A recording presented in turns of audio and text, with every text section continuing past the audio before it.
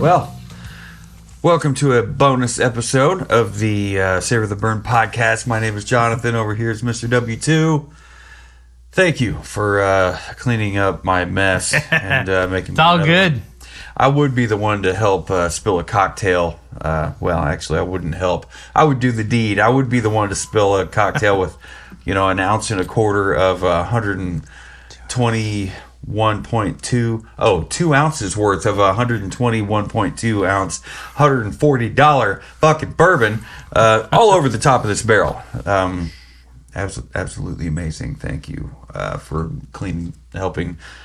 Happy Derby Day. Happy Derby Day, everybody. I borrowed Jennifer's one of her ridiculous hats. And I borrowed. Yours doesn't look so ridiculous. Mine's not really ridiculous, but this fucking dapper. This is Henry's Bruno Mars hat. Bruno Mars has a thinner brimmed, asshole hat. That's a wider brimmed, not quite Indiana Jones brim, but it's not a fucking asshole hat. I remember there towards the early to actually mid to late 2000, before the teens, 20 teens kicked in. They were really narrow on the brim. For Father's Everybody Day, had them. For Father's Day, when we visit Louisville and we go to Churchill Downs, I might end up just wearing this hat for the Derby race. Just do it. I've seen some derby hats like that. Just people kind of dressed up, and some people that are completely fucking elaborate with horses and riders and all the on things. Top hats and like extra super curly Q mustaches and beards. What a wild fucking ride. But this one here, we're here to talk about this here cocktail. What is it? What did you make us? This is a classic mint julep. Classic mint julep. It's Derby Day. It's all about the Derby, and the cocktail of choice for Derby Day is mint julep. Is a mint julep. Yep. It says here, the mint julep is a bourbon cocktail best known for being the signature drink of the Kentucky Derby. But this refresher, composed of bourbon, sugar, mint, and crushed ice, shouldn't be reserved for only one day a year. It definitely should not. I agree. It definitely should not. The mint julep gained prominence in the southern United States during the 18th century, and it first appeared in print in 1803 in John Davis's book, Travels of 4.5 Years in the United States of America. He wrote that the mint julep is a dram of spirituous liquor that has mint steeped in it. Taken by Virginians of a morning, an ice-cold whiskey drink is certainly one way to start your day. Boy, howdy. It's a breakfast cocktail. I'm going to drink to that. I'll drink to that too, sir. Thank you so much. I don't know why I switched hands. I'm an idiot. That's fantastic. Oh, yeah. It's minty. It's sweet. It's bourbony. You right on the nose. You catch that. Your nose goes right into that sprig. Goes into the mint and the bitters.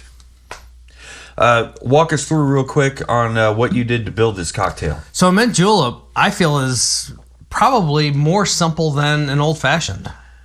You think so? I mean, there's muddling involved. There is muddling, but you build it in the glass. Build in glass, just like an old fashioned. You start with 8 or 10 mint leaves. Yep. Plucked and dropped in the bottom of it. Yep. And you use simple syrup. You put your simple syrup. We always use the Demerara simple syrup. Yep. It's a little bit richer. It's a little bit more full more body. Complex and full body. That's Put a good that way in there. to put it. Yeah. I also put a little less than a quarter ounce of sparkling mineral water. Yeah, just kind of fill it out a little bit. Down there. And then I muddled it. Mm-hmm. And then you jam pack all your crushed ice down in there to pack it in there good and tight. And I ran across several recipes that differed. One recipe would say put your bourbon in and then put your ice in. Yeah. And I found a couple others that said put your ice in there and then pour your bourbon over the ice, which I think just makes sense. Yeah, pouring the bourbon over the ice makes sense if it's a higher proof bourbon. Sure. I think. And then once you do that, You give it just a quick stir to get it all together, which that's going to mix it all up. So in reality, does it matter? Probably not if you're mixing it or stirring it, but whatever. So I put the ice in there. I put our bourbon on top of it. And then once I did that, I added a 1/4 ounce more of our sparkling mineral spirit or sparkling mineral water on top of it just to help fill it out. Packed a little bit more ice on top of it, and then dropped in a giant sprig of our mint on top.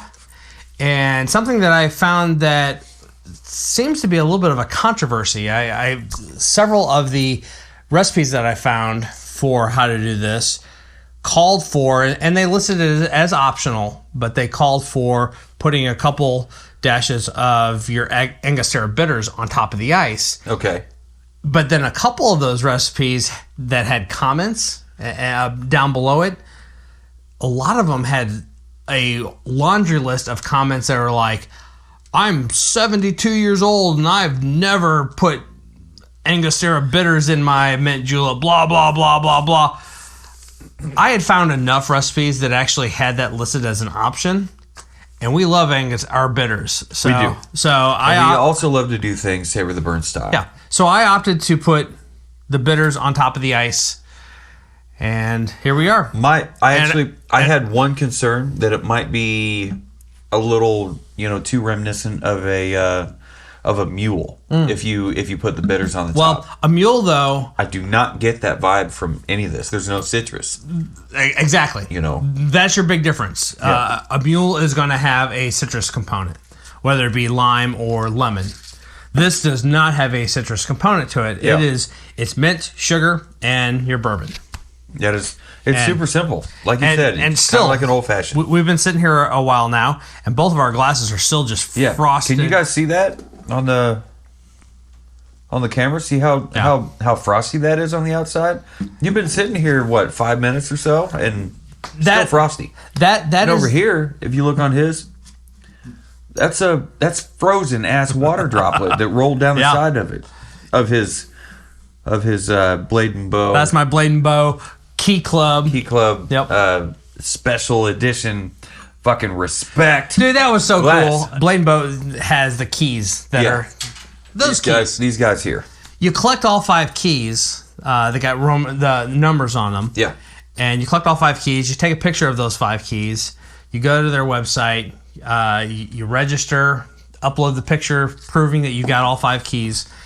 And about 2 weeks later, I get a box in the mail, and it has this beautiful brass mint julep cup that has the Blade and Bow logo on one side. Yep. It's got the 5 key logo on the other side. Yep. And then above said keys, it has my name. Oh, it does have your name. Wow. Yeah, it says Wayne Wilkes. Huh. So it's just a thank you from the distillery for being a supporter. That's amazing. So did not cost anything. It's just their way of saying thank you for supporting our product. I was just glad to be a part of that hunt. So yeah, I thought it was really cool. Your sister was part of the hunt. Yep. And you had 3 of them, all by yourself, and we found one of them. Did we find the final piece at the Whiskey Snug? We did. We absolutely did. All right. But back to the mint julep cup. Yeah. Traditionally, your mint julep cup is a copper or brass cup in this shape. Is that like a mule? Or a mule is in a copper cup. A copper cup. Copper cup. Oh yeah, it's like almost like a mug. But when you use the crushed ice and you put it down in there and you give it the stir or whatever, and you pack that ice in there, it frosts down there because it gets cold as hell. That's wild how that frosts up like that. Yeah, this is fantastic. Cheers, sir, to Derby Day. Cheers, sir. Yes. May the best horse and rider win. Yeah, I'm excited. Today is Derby Day. Not going to be there for. Just over here. No, you can start working your math on it. Oh, well, I'm going to finish my story. Oh no. Oh yes. Oh yes. But I'm going to be there for Father's Day. Yep. And and on Father's Day, we're going to go down to Churchill Downs. We're going to tour the museum there. Oh, and wow. 11:45 is the Father's Day race. And yeah, I'm Put excited. some money down. Well, You can bet on a horse, maybe, if you're feeling it. why not? Yeah. Why not? Show little man what it's all about. No, it's going to be fun. I think so. I guarantee you, I'm going to have one of these in hand. Damn Skippy.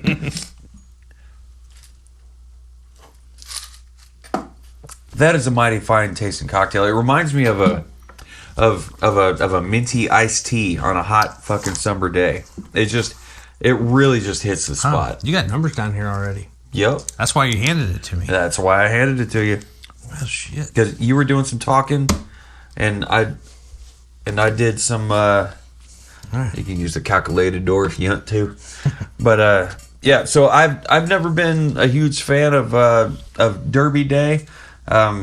Just horse racing was just never my thing. Yeah. But neither was really dog racing. I've been to a dog race. Oh, once I was gonna say when I was a kid. they don't do it anymore. But there was a time that in Kansas City, We had the Woodlands. the Woodlands. Yeah. The greyhound racing was a big thing for a while. Yep.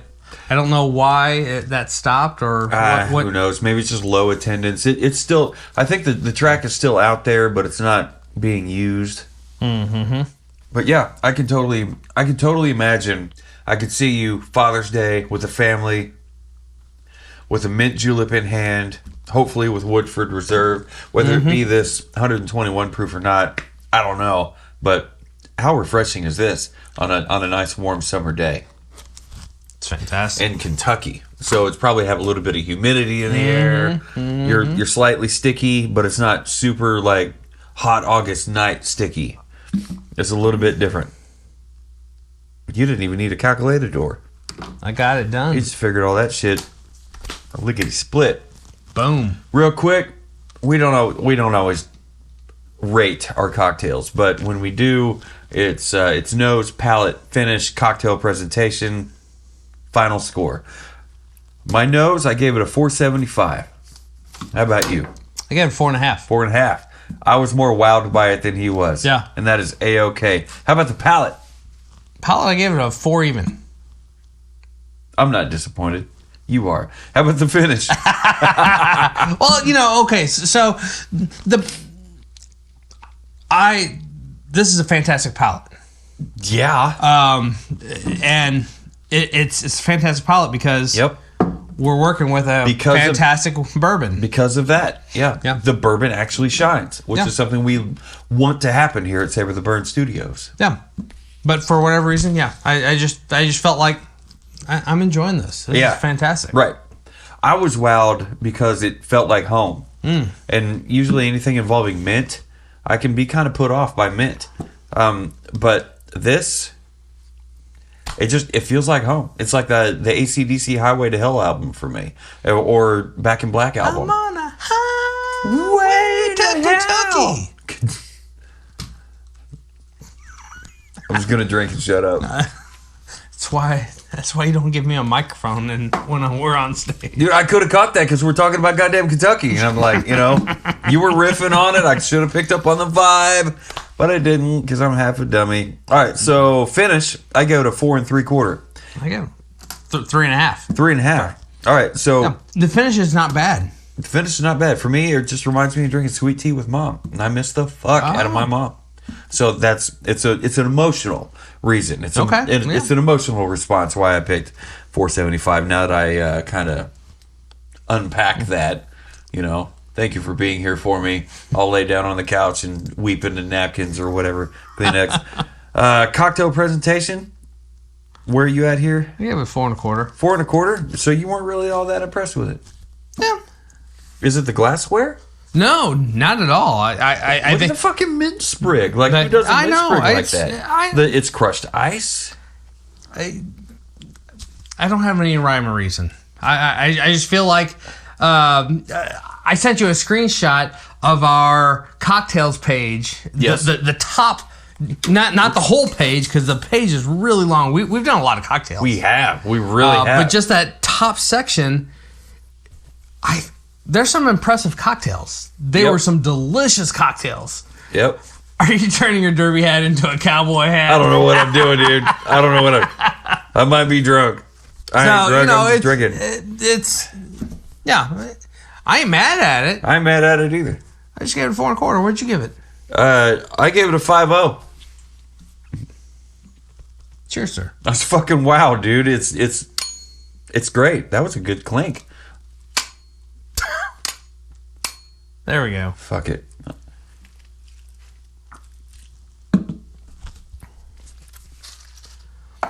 And that glass right there is the actual Woodford Reserve julep glass. Yeah, you can see it here on the front. It even says Woodford Reserve. Man, still both of them are still frosty as hell. Super frosty. Love it. Very cool.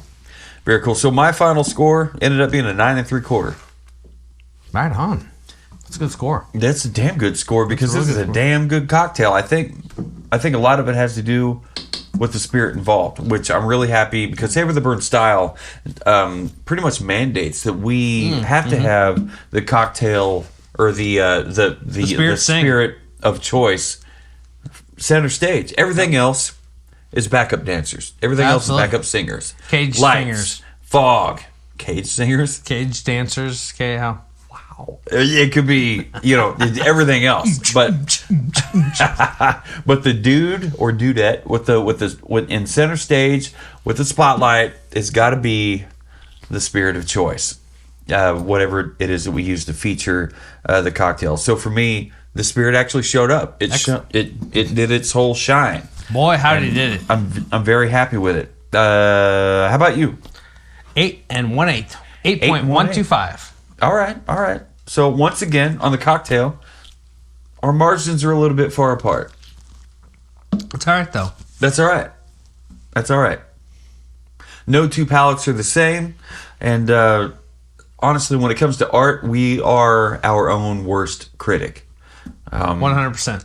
With Into Existence, there's some songs I just can't fucking listen to. With Burn the Gates, there's some songs I just didn't write like that. But with Savor the Burn, there are cocktails that he's just not going to give a 5.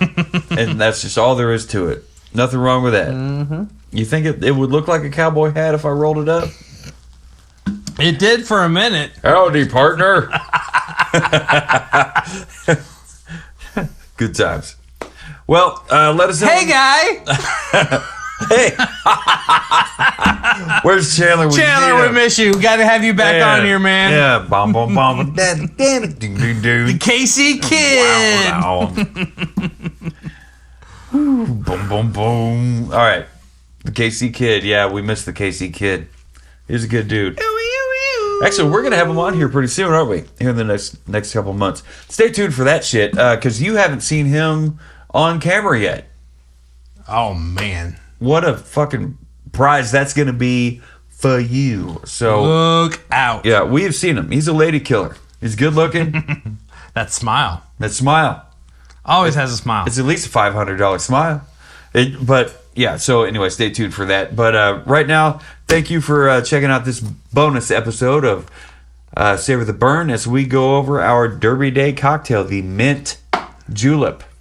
We had a great time making it. I had a terrible time spilling it. Sorry to go 1,000-yard stare on you. I felt bad about that. But W2 was so ready to whip up another one, it was almost like it never happened. Hey.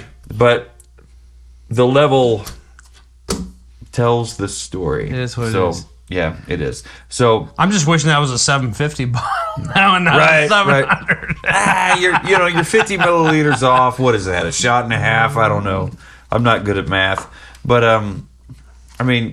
this is a great cocktail. So no matter what you're doing, whether you're watching a horse race or not, no matter where you are, whether you're in Kentucky, or in Kansas City. No matter who you're drinking with, whether you're with Tennessee or W2. Or the KC Kid. Or the KC Kid. That's right. That's right. Never forget, dear listener. Keep on burning.